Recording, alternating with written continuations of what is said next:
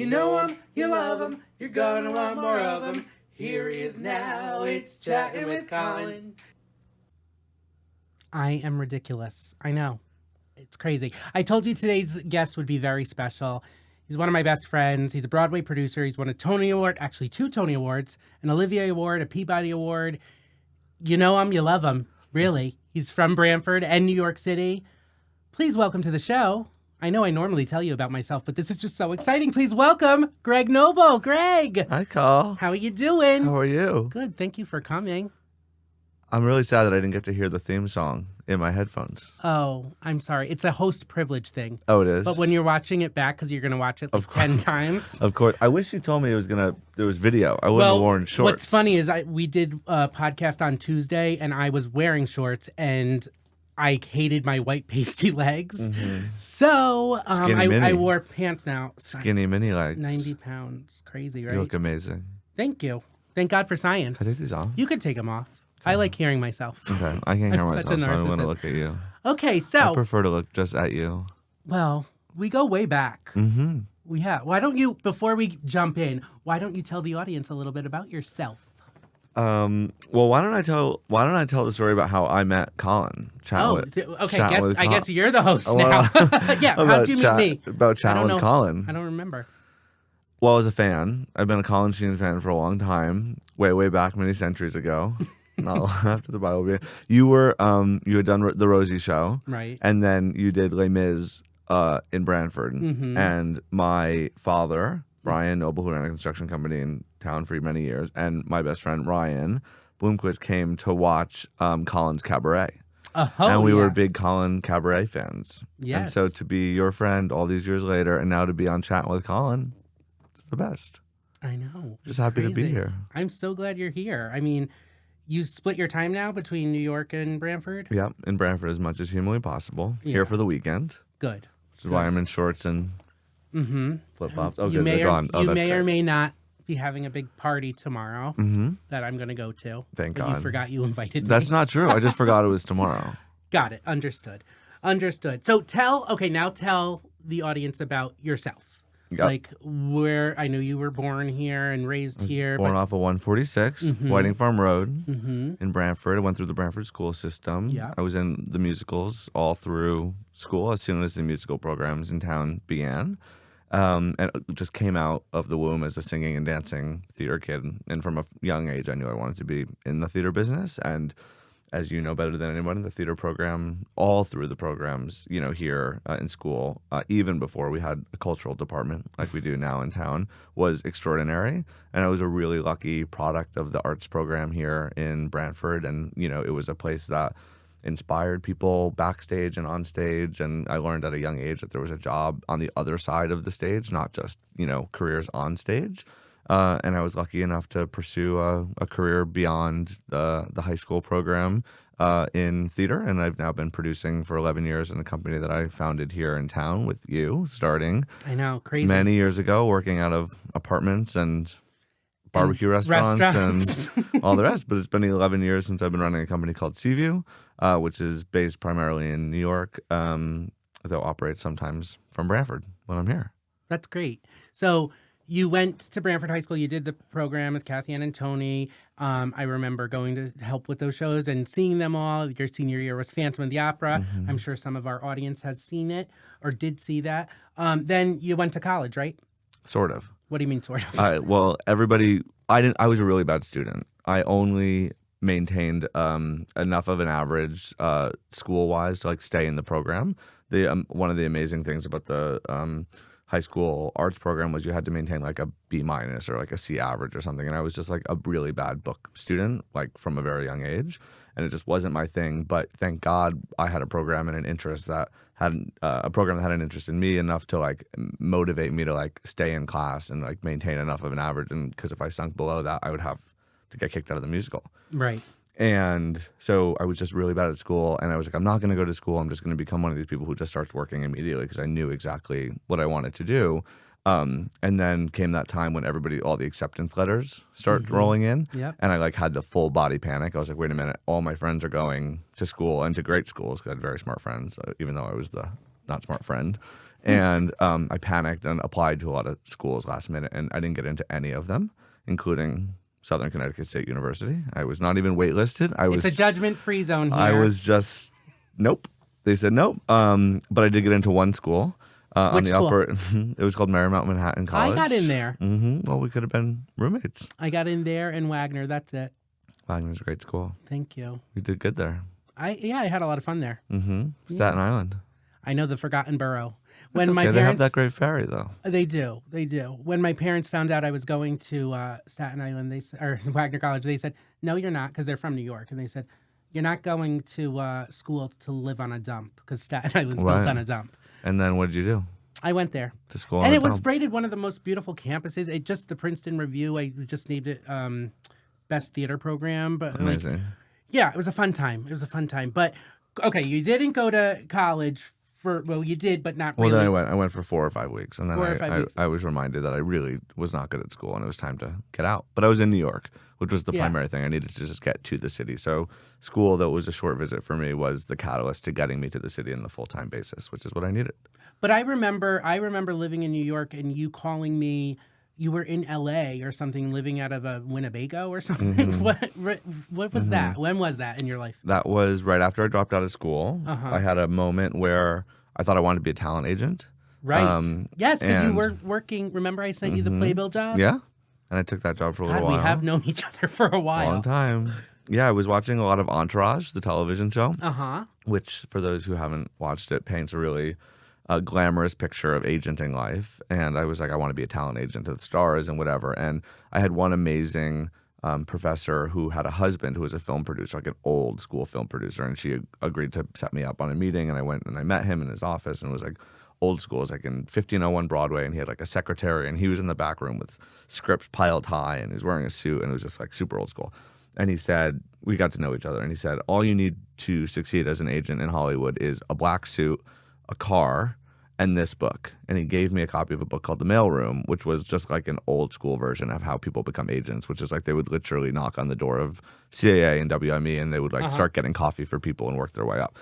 Cut to 20, 30 years later, The Mailroom is now like all like Harvard graduates who like, you know, are multimillionaires who know people who knew people who whatever. So, but I didn't know that at the time, and I followed my professor's husband's instruction, and I cashed in all my savings bonds and moved to New York or moved to LA and lived in Airbnbs before Airbnbs were, and one of them was a Gulfstream, or not a Gulfstream, what do they call it? Airstream trailer Airstream, yes. in the backyard of someone's house where there was no toilet. I thought you were crazy. You would call you were calling me like crying. I mean, Yeah, you did it not. wasn't great. Yeah. It wasn't a great time. But then you found your place. You know, Found my you place. found. I mean, you always loved Branford, but you.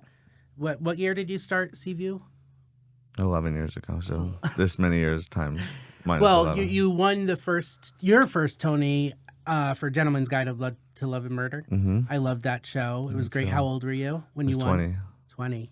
And now you have 2 Tony Awards. And when I didn't think I needed to do research because I know a lot about you, but I did lots of, well, right before this, I just printed out International Broadway Database, IBDB. I looked up Seaview Productions. Do you know that you have produced 22 shows? I didn't know that until you asked me before. Isn't that crazy? It's a lot. In 11 years, 22 shows. And you didn't go to college. See, And if I you went now- to school, it would have been less shows because I would have been Right. in school. So got Right. a little, Well, and now, got to get going.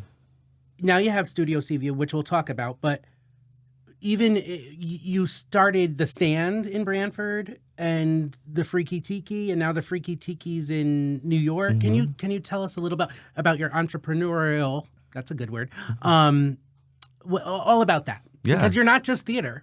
Well, I came from a long line of entrepreneurs. My grandfather sold typewriters for IBM in New Haven, and he would take my grandmother to all the world premiere musicals at the Schubert New Haven, when Schubert New Haven was a place that was birthing new musicals from people like Rodgers and Hammerstein. And so I was around the idea of both the arts. There was always records on in my grandfather's house and old Broadway records and things like that from a young age, but also the idea of business. He was, as I say, a typewriter salesman. My father, as I mentioned, ran a construction company in town for many, many years, which was his father's antique shop and home repair business. So I was around the idea that, like, having a small business was a thing that was important and also doable.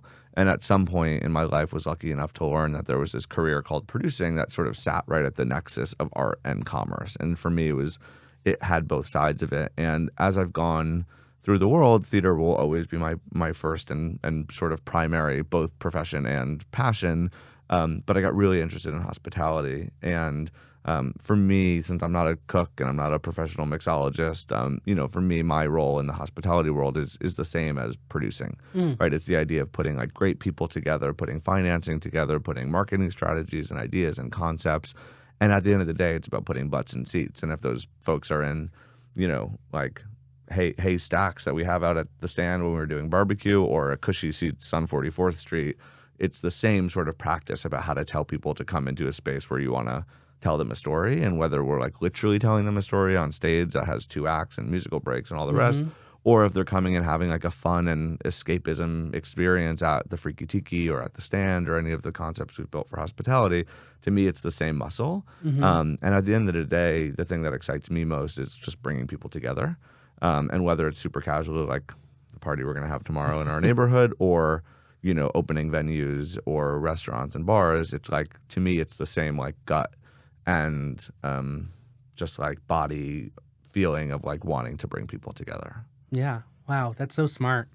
Well, you were able to fulfill one of my dreams in 2015. You brought me to the Tony Awards. We had fun. We had so much fun. I had been to 2 or 3 of the dress rehearsals for the Tonys, and I thought that was as close as I would get.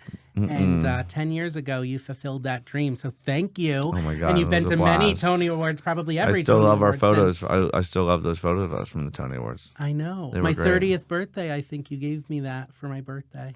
It was a good time. Yeah.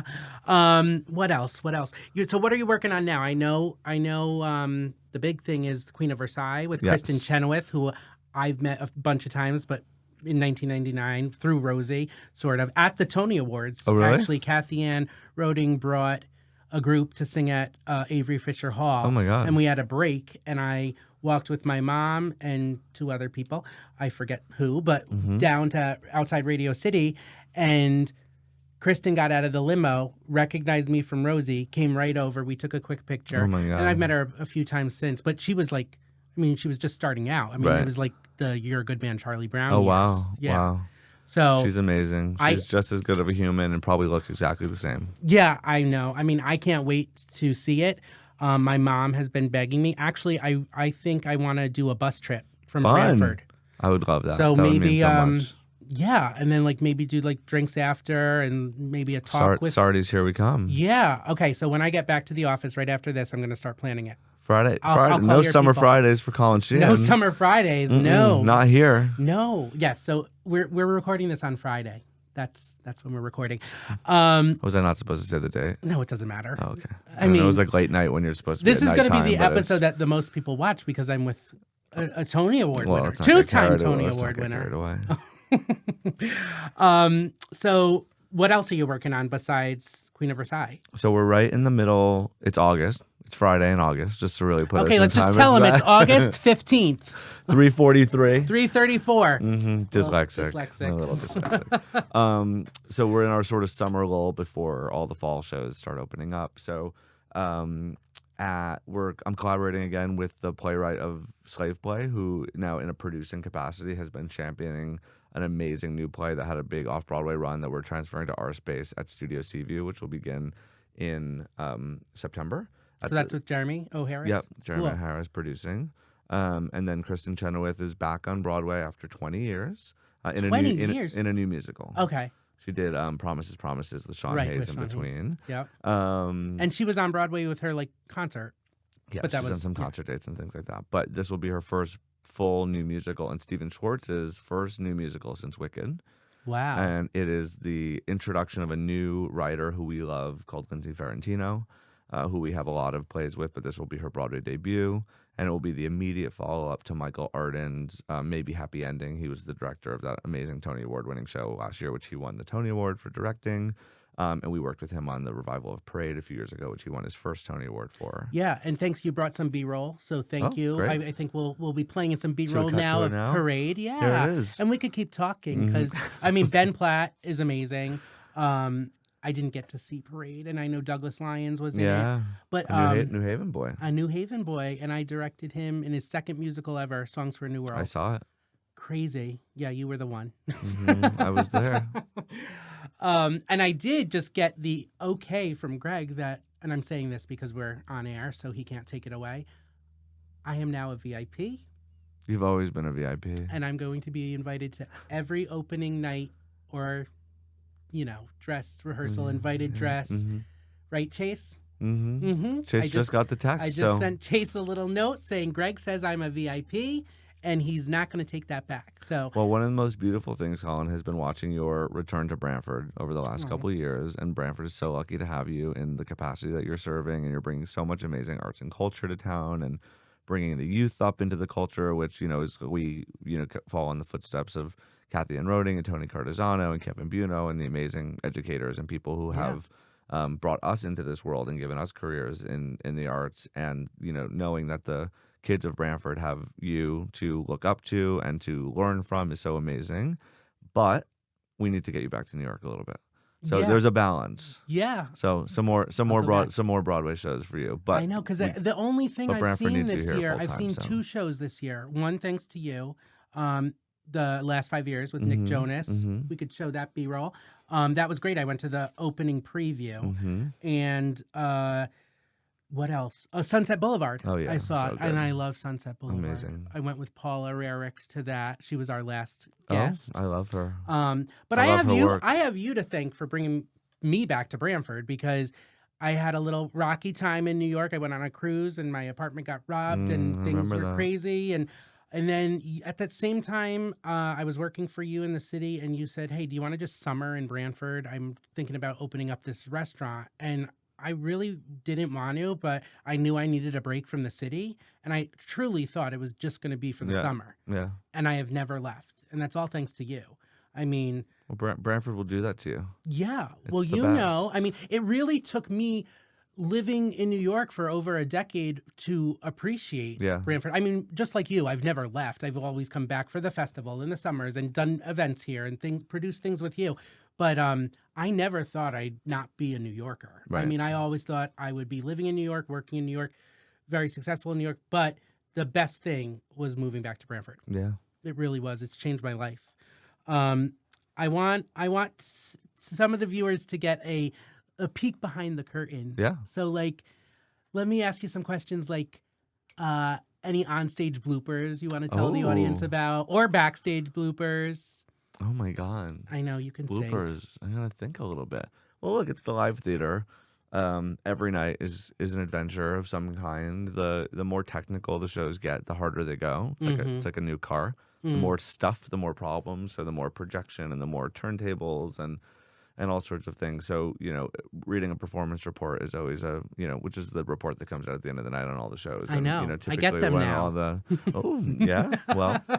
And, Not for Broadway, but when- soon. Well, yeah. Chase, we're going to get Colin Chase- on the performance reports as Thank well. you. Thank you. No, but it's the you never quite know what you're gonna see in those reports. But I don't know that I have a big notable. Or I have one. or I have one one. I have that a you fun one. or when you were a performer. I have a fun one. No, Okay. my performance days are far beyond. Yeah, but For in the I'm back sure of- you had back of my- bloopers. Well, the Queen of Versailles, which is an amazingly technical show that is about the building of this 90,000 square foot house. It's about this one woman called Jackie Siegel's quest to build Oh, I love the largest home in documentary. America, which everybody should watch the documentary. It's an amazing doc by this filmmaker called Lauren Greenfield, who just won a Gotham Award a few months ago for her new television show, Social Studies. She's incredible, and she made this documentary that followed the Siegel family, and the husband of Jackie Siegel founded Westgate Resorts, and his wife Jackie has been after building an exact replica of Versailles in Orlando, Florida. Ridiculous. And this is this documentary from 20 years ago about the building, and 20 years ago they hadn't finished the house, and all this many years later it's still not done. And now the husband has passed a few weeks ago, and Jackie's still trying to finish building this house, and it's this incredible story about, frankly, the American dream gone wrong. we use on the show this tagline that I love. It says the American dream is still under construction, Oh yeah. which is really fun, and it brings into question like what is it all for, and when is it enough? And I think it's things that we all deal with every day when we're thinking about stuff and things and family and all the rest. And it's an incredible story, and I hope everyone can come and see it. But when we were out of town in Boston at the Emerson Colonial Theater working on the show last summer, this time last year actually, ahead of its Broadway bow, which will start in a few weeks' time. And it was one of the final performances, and the show, over time, you watch the house get built on stage, and it's this incredible design feat by our designer, Dane Laffrey. And there's this very quiet moment at the end of the show where Jackie Siegel, Kristen Chenoweth, is on stage alone, giving this sort of gut-wrenching moment, and she must be alone on stage. That's sort of the entire conceit. It's the first time in the play that the stage is empty because it's so busy. It's a construction site. And a dresser starts walking beyond. A dresser is someone who works on stage. Just for the people who don't know, who help change people. Correct. Clothes. They're usually off stage. They're meant to be off stage, but sometimes they have to come on stage to make a quick change. Right. And this dresser needed to get from behind the set where this big solo was being sung to 2,500 people to stage left to make a quick change. And she didn't make the change in time.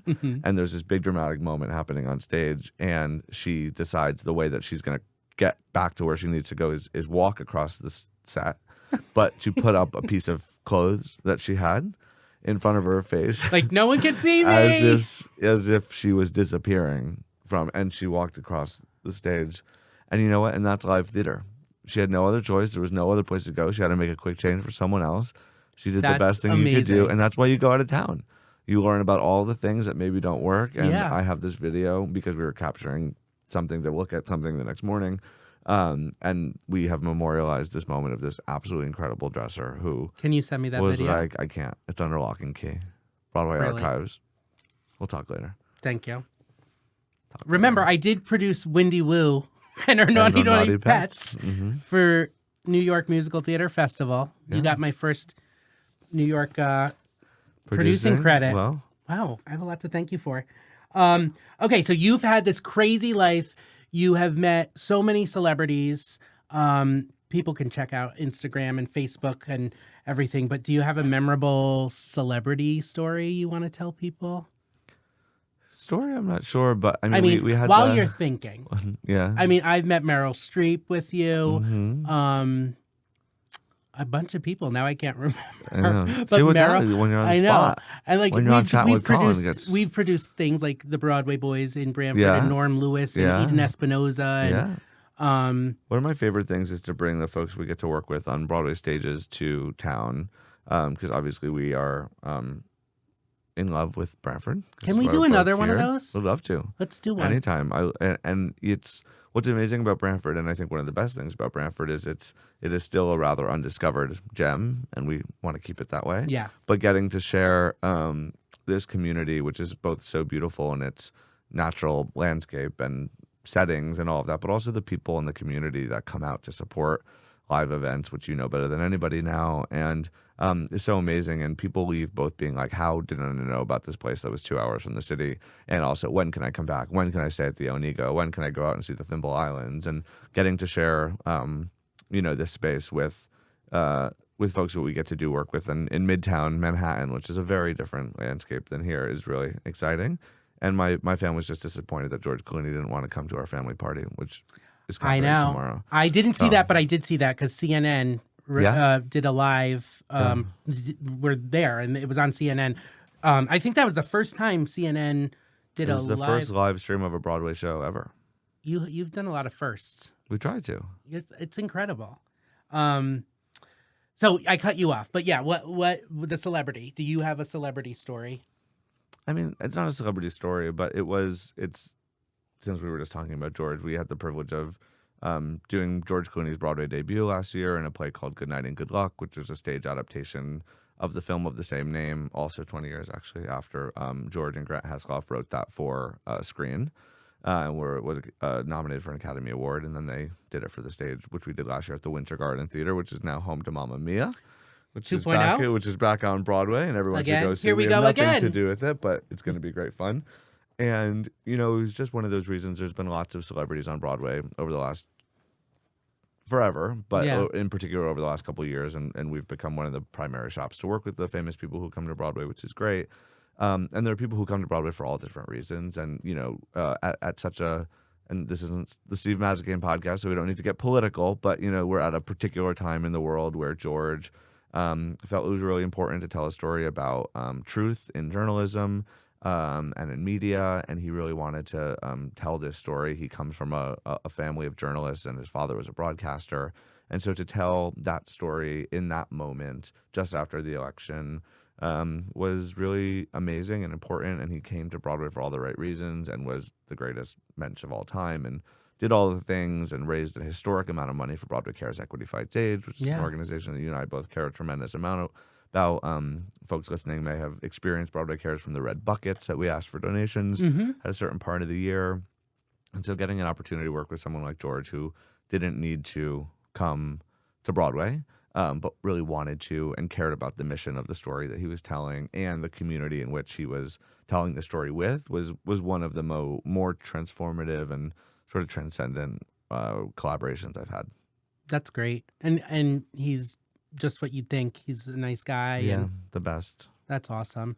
That's like, I love that you're able to call him George. That's like when I was working with Julie Andrews last year. Now I could call her Jules. It's like, Jules is good. it's crazy though. Like those pinch me moments. Yeah. I mean, you've had many of them in your life. I know you've traveled the world.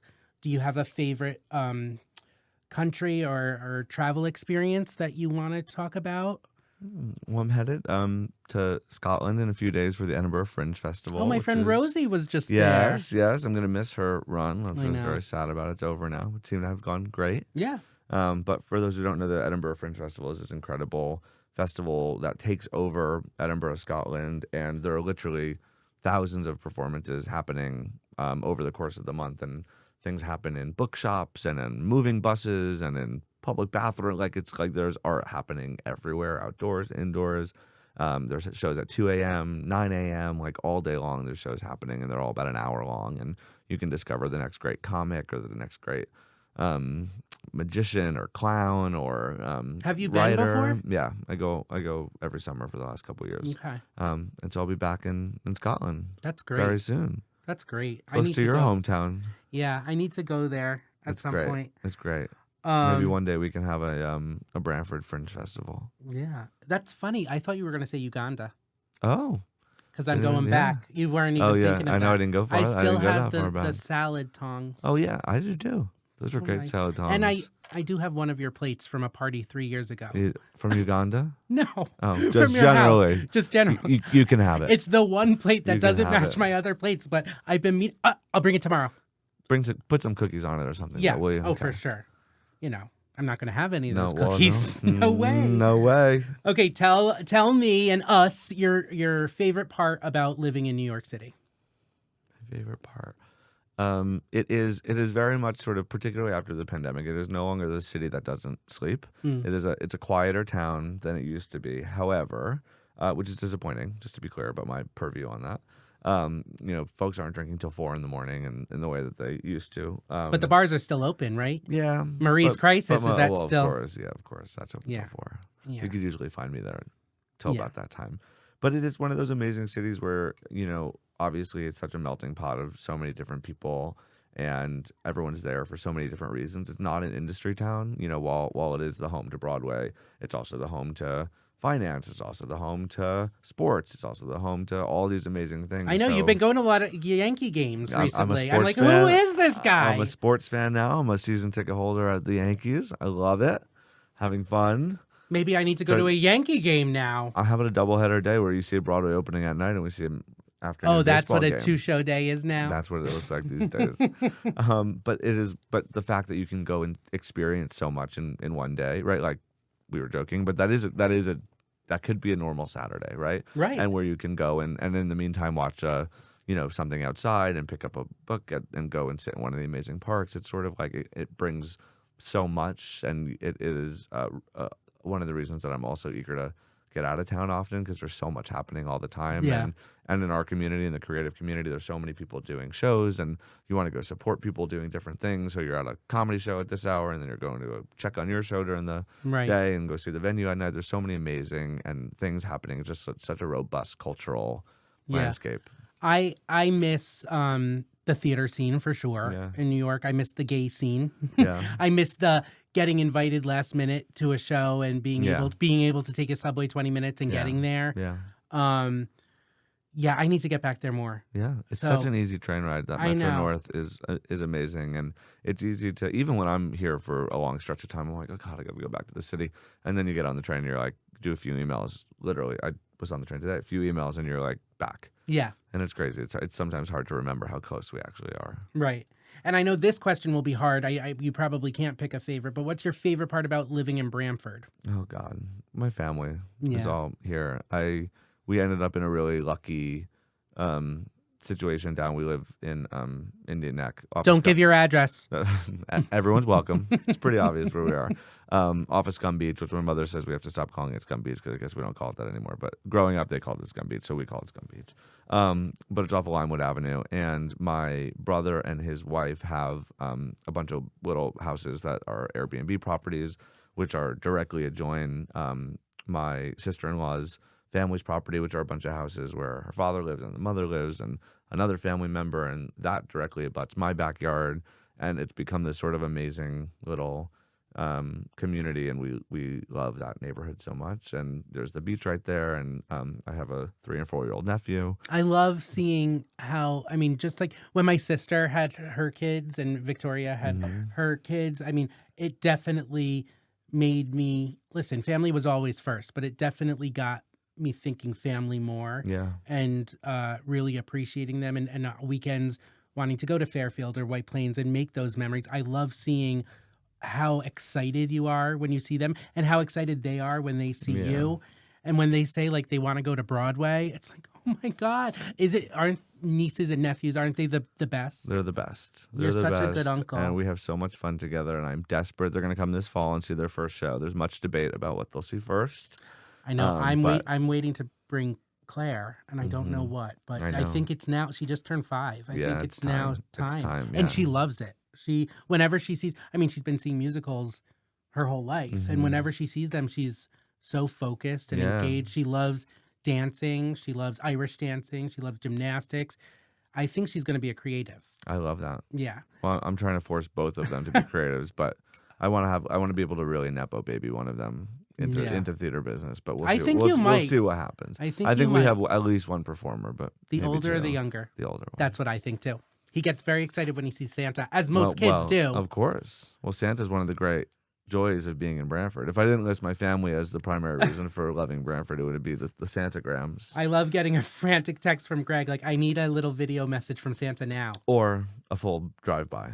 Oh, yeah, I forgot I You did a drive-by too. 2 summers ago or 2 winters ago. Well, when you're playing Santa for a Broadway producer, you know the tip's going to be great. So thank you for that.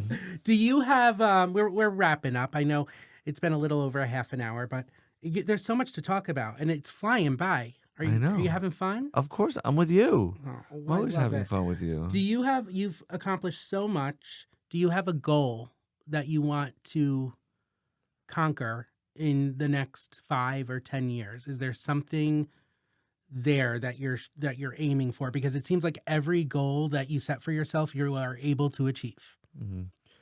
We've in the last year we've opened a venue, as you mentioned earlier. It's called Studio Seaview. It's an old off-Broadway theater that we've converted to a space of our own. That is the absolute fusion of all the things I love. It's got an amazing bar program that stays open long after. And the you're shows. hiring now. We're hiring. Just posted about it today. Yeah. Come on by, everybody. It's called Bar Petra. It's named after one of the designers of the original space. It's been a theater for 25 years, but it's been Seaview space for about 6 months now, and I love it. They're smaller than Broadway theaters. Off-Broadway theaters are less than 500 seats are the thing that designates an off-Broadway venue. And I find at those capacities, you can really care about the customer experience and the patron experience, and think about, all the things that you all do at Legacy as well, like thinking about how people buy a ticket and engage with the brand and come into the space and are welcomed by friendly faces and have an amazing cocktail and aren't shouted at and can bring their cocktails to their seats and things like this. And I think opening more venues and bigger venues under the CVU brand and sort of building a reputation for being a theater owning chain that can, really work hard to like create outsized experiences for people who are coming and frankly spending a lot and investing a lot in, a live experience. And if we can give them a different kind of experience, it's something I'm really excited about. So, we're going to make sure that this one keeps going well. We have a lot Yeah. of shows lined up, but after that, I think my goal in a few years is there'd be a few of those. Anything in Brantford? Brantford is going to be for home and family and Good. friends, and I think that's what Brantford's going to be for me for a That's little good. while. We all need our little escape. Yeah. Yeah, that's great. Well, this has been great. Is there anything else you want to tell the Chattin' with Colin viewers about, Oh my God. and the Greg Well, Noble fans and there are none family of and those. There are none of friends? those. But I'm just so happy to be here. It's such a, I was saying to the amazing team here when we came in that there was just across this wall was Live with Pete Lombard's Oh, I studio. remember. Yeah. And the last time I was participating in a BCTV program was Live with Pete Lombard, with Ryan Bloomquist and I were here with the Lemonade We Gang, never even talked about the Lemonade Gang. promoting our I forget Cabaret, when you it stole all was the a songs from me. cabaret. Yeah, of course. We would just do whatever you did. Well, why recreate the wheel when you already did it? I know. Just do it again. But I remember we did a live performance of Let the Sunshine In right across the wall. Wow. So, this building and this Play the program, clip. yeah. Play the clip. I I'm wish sure we they have had it in it. their archives. I wish the we had it. BCTV archives. If I there's have an some archive, show, if there's an archive, I'm gonna need to see it. But I'm for gonna, sure. Just like I'm going to need to see that dresser Um, in Boston going, "You can't see me. You can't see me." Was she Exactly. mortified? I think she's just doing her job. That's great. Yeah. Did it Love make that. Did it make the performance report? Oh yeah. Of course. Of course it did. Where can people follow you, find out more about you, and Seaview and Studio Seaview? I know you have so much going on social media wise. Yeah. Everything's on social. I'm just at Greg Noble on Instagram, and then we link out to all of our pages there. But yeah, I'd love for folks to follow along with what we're doing at Seaview and hopefully get to see people at a show soon. Well, this has gotten my wheels turning. I feel like a bus trip is happening for Queen of Great. Versailles. Brantford Fringe Festival. Brantford Fringe Festival. I think you and I need to produce some Broadway concert love here next to. summer. Be great. And I'm going to go to the city more. And This has been really effective. I know, for We've been sure. in a half hour. We got all that done. Well, but Live on air. live on air, yes. But now that I'm reflecting, I wouldn't be in Brantford if it wasn't for you. I have so much to thank you for. So really, Well, it's thank you. mutual. Thank you. And thank you for coming to Chattin' with Colin. Thanks for having me. Next time I want a fully orchestrated Chattin' with Colin song. So I wish I heard knew a Mike Broadway producer that could No, help you just that. need Mike Martone. Yes. Where is he? He said he's been working Is he working on it? Well, it's like three next chords. next time I tune in, I want to hear it. Okay. If well, I could play any instruments, I'd do it for you, but I'm useless. Oh, Greg, I love you so much. I love you, Colin. Thank you. Thanks for And chatting with me. I can't thank you for chatting with me. I can't wait to see what the future holds. I know the sky's the limit, and I can't wait to keep supporting you. Thank you. You're well, the best. You're the best. Thank you for watching Chattin' with Colin, and thanks, Greg Noble, for coming. And we'll see you at the next episode. I'm sure it's going to be someone very special, too. Have a great day. You know him, you love him, you're gonna want more of him. Here he is now, it's Chattin' with Colin.